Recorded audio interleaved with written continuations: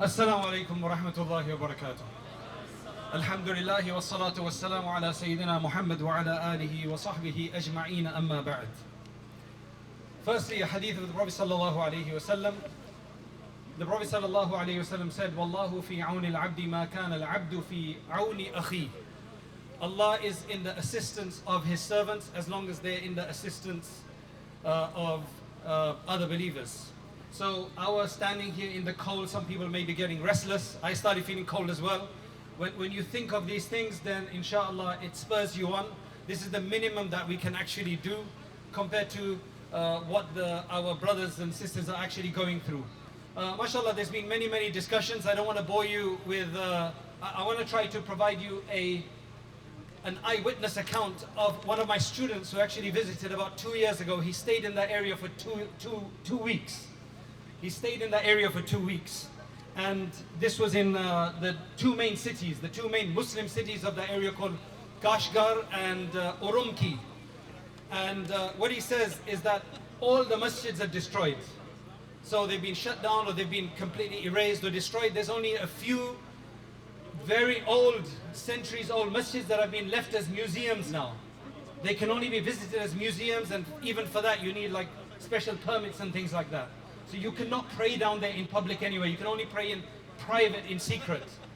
Now, the most interesting thing is that he's in that mainly Muslim area for 2 weeks. They only managed to engage briefly 3 people to speak to them, but that's even just briefly. One of them was a bit of a younger person, and as soon as they started talking to him, he answered 1 or 2 questions and said, I have to go. Other people, they make salam. Most people are Muslim, you can tell by the hats. As soon as you make salam, they kind of like don't even make salam. It's like they're cheating in an exam or something like that. So they don't even say wa alaikum assalam, they just kind of carry on.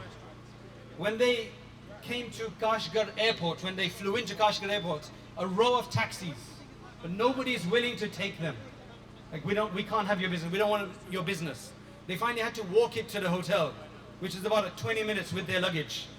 The second person was actually a taxi driver in town who slightly opened up to them. He said, my official answer I must give you is that everything's okay. But it's not okay. My sister's been in detention for about 9 months and we've not heard from her. She was pregnant when she got inside. The third person was at the hotel they stayed in. So they had a bit more time with him. He opened up a bit more. He said, I can't pray. I can't pray in front of any of the other employees either. Somebody may report me. In fact, he doesn't even know how to pray properly because there's no Islamic education. There's a suppression of Islamic education. There's no Qurans in that entire area. You're not allowed to have a Quran. You can't buy a Quran, you can't have a Quran, you can't hold a Quran. I mean, if somebody has hidden one somewhere like they did in Uzbekistan, 50 years ago, 70 years ago, maybe that's what it is. Complete eradication. The other thing is that in the 2 weeks, 90% of the people that they saw were over 45 and 50. Very few children and very few youth.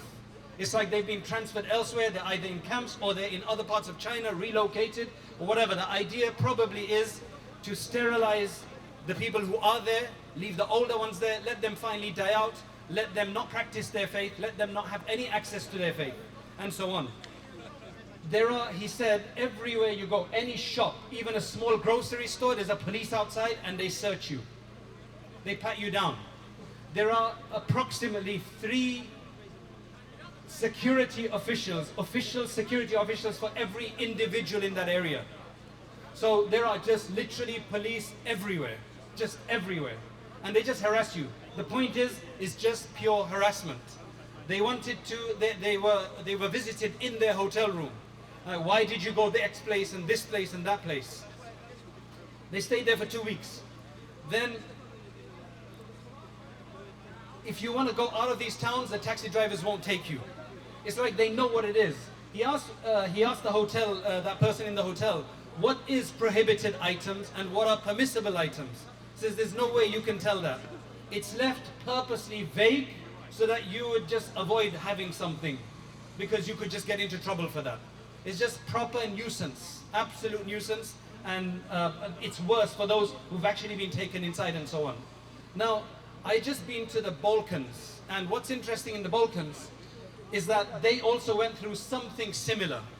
Not sure of the exact details, may be different, but when the Ottomans left in the early 1900s, Islam has been in the Balkans for about 300 years or so.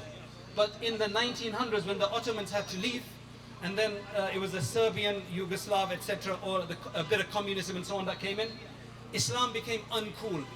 It was once these guys in Turkestan, they saw an advertisement for an Islamic program, that there's going to be an Islamic dance or something at night. So they said, the first time they've actually seen a promotion of an Islamic program, let's go and check it out, just for the sake of it. When they got there, it was actually these people with props, fake beards, fake hijabs, just making a mockery. So essentially what they're resorting to is to make a mockery of Islam. An imam in the Balkans, in Montenegro, told us when he arrived there 20 to 25 years ago, that town is a 90-something% Muslim. They won't marry Christians. They are Muslim, but you can't tell the difference. He said, 20 years ago, if I said Assalamu alaikum, they would not say Wa alaikum assalam because they're scared. It's uncool, it's inferior. Alhamdulillah, now it's much better. 7 or 8 people used to come to the Jumu'ahs in the Balkans. Now, alhamdulillah, he says, the masjids are full. Takbir! Alhamdulillah, Allahu Akbar. In the whole of Montenegro, there's only 5 huffaz, 5 people who have memorized the Quran. They've never had a taraweeh with a full Quran in living history. Alhamdulillah, now though, they have a hifz madrasa in the capital, so now inshallah they'll produce them. These are ups and downs. I think everybody should read a book called Saviors of Islamic Spirit by Sheikh Abul Hassan Ali Nadwi. It will give us hope, because he shows the ups and downs, the heights and the lows of the Muslim Ummah from the Prophet ﷺ's time down to us. For example, if I give you one example of Baghdad. Baghdad was the Darul Khilafah under the Abbasids. It was the center of the Muslim government of the world. But when the Mongols came in, they killed 1 million Muslims there. 1 million Muslims were massacred. Even the Khalif himself was rolled up in a carpet and beaten to death so that his blood wouldn't touch the floor. They had some superstitious belief about that. 1 million people. But alhamdulillah, things came back. Let us make dua. Let us keep doing our best. Sometimes we get confused that what should we do? What can we do? We feel helpless. Helplessness sets in. And that is really bad. We cannot outsource this to Mahdi radiallahu anh. When the Mahdi radiallahu anh comes, that'll be for a reason. We're not waiting for him. He will come when the time is right. Our deaths are closer to us. These problems in the world, these carnages, ethnic cleansing, they're taking place. Mahdi radiallahu anh may not come in our time. Maybe much, much later according to many calculations. We need to do what we can do. So this is what I would suggest, that we try to do the best we can. Ask Allah, oh Allah, accept us for whatever you think, whatever you know that I can do, whatever I can be helpful in, based on the capabilities that I have, based on where I am. Oh Allah, accept me for the service of your deen. That's the minimum that we can do. Coming here, standing in the cold is another thing. Whatever else there is that others will inshallah guide you on. May Allah subhanahu wa ta'ala remove their suffering. Ameen. And may Allah make it quick and early, and Allah make us instrumental in assisting others and protect us all. Wa akhiru da'wana alhamdulillahi rabbil alameen. Assalamu alaikum wa rahmatullahi wa barakatuh. Takbir! Tell the Uyghurs who we are! La ilaha illallah.